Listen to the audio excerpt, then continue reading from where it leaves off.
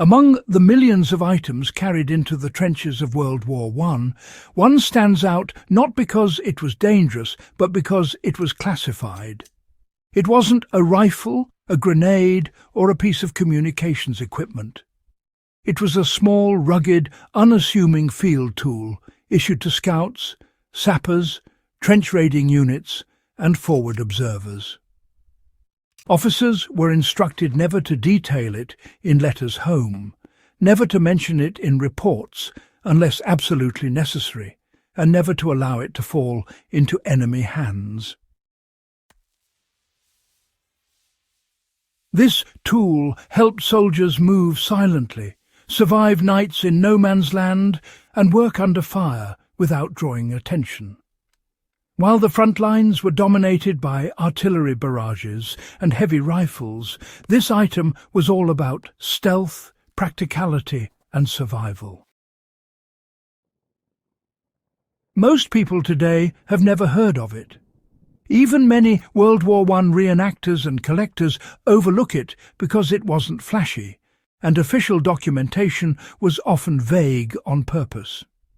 But this tool played a crucial role in trench warfare, and its design offers lessons that modern survivalists and outdoorsmen can benefit from immediately.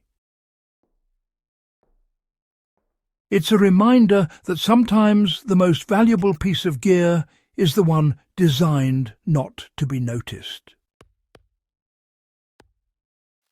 The field tool that soldiers were told never to reveal was the trench scraper, a multi-use survival instrument for silent work. The trench scraper was essentially a compact reinforced digging and cutting tool, somewhere between a trowel, a hand axe and a pry bar. The exact form varied between armies, but the purpose was the same: to allow soldiers to work quietly at night. In a world where striking a shovel on stone could mean instant death from machine gun fire, a silent tool was priceless. The scraper allowed troops to deepen firing steps without alerting the enemy.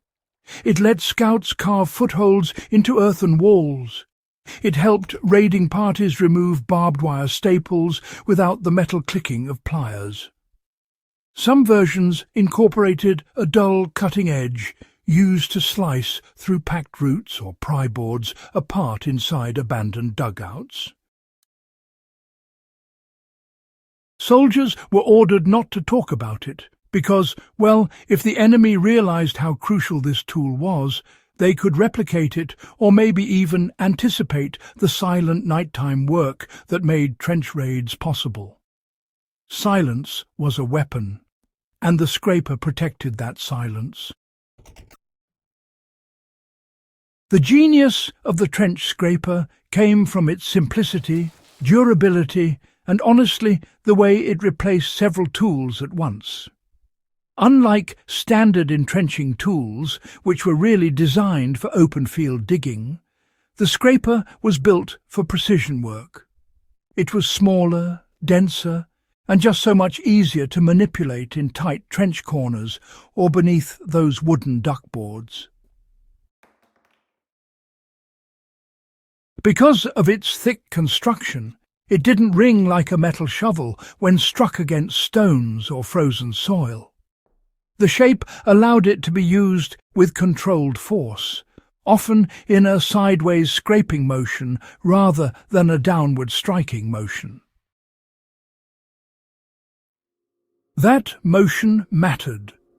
A soldier could scrape dirt at night without making noise. He could clear a firing slit clogged by debris after shelling. He could pry open a hidden storage compartment inside a dugout without compromising his position. Modern tools often focus on lightness. The First World War scraper was deliberately heavy. The weight allowed it to break through compacted ground without the sharp metallic crack modern tools produce. That design principle is still useful today, especially for anyone building shelters, fire pits, or drainage trenches in the field where silence, or simply avoiding unnecessary noise, makes a difference. The field scraper was also a critical survival tool when soldiers were stranded outside the trench system. When troops were caught in shell holes, isolated after night patrols, or pinned down between lines, the scraper was often the only tool they had that could dig quickly without giving away their position. Many accounts tell of soldiers using it to dig shallow foxholes, carve drainage channels, or cut out firing niches in crater walls. During those wet seasons, when trenches flooded constantly, the scraper allowed soldiers to redirect water quietly while standing knee-deep in mud. This ability to perform silent microengineering made it, honestly, just invaluable.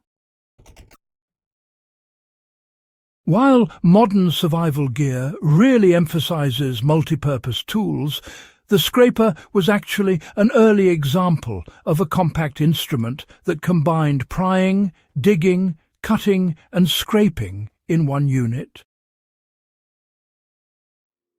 Modern survivalists can, apply World War I scraper principles to field building and stealth tasks. The exact wartime models are, well, pretty rare today, but the principles can be replicated easily. Start with a compact heavy-duty trowel or a short-handled digging tool with reinforced edges. Then modify it by dulling sharp metallic edges to reduce noise and reinforcing the base with a welded or bolted-on steel collar. This increases strength and weight just like the original wartime scrapers. In practical use, such a tool excels in building stealth shelters. You can create drainage channels around a tent without clanging tools against rocks. You can carve out a small fire pit without echoing across a campsite.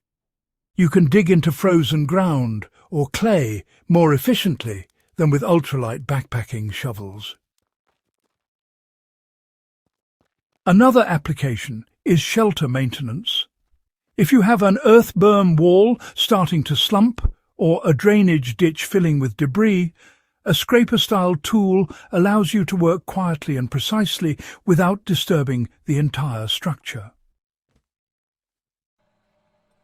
Many off-grid homesteaders use similar tools today without realizing they're applying century-old wartime engineering.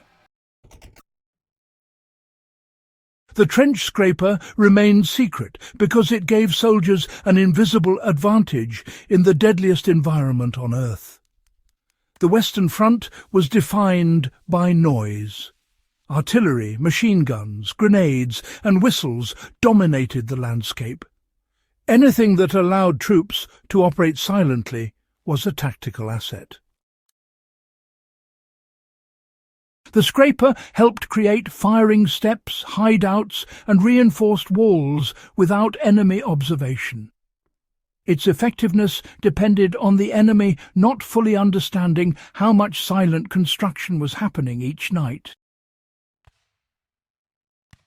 When you understand trench warfare in detail, you realize how vital controlled silence was. It protected patrols. It prevented detection.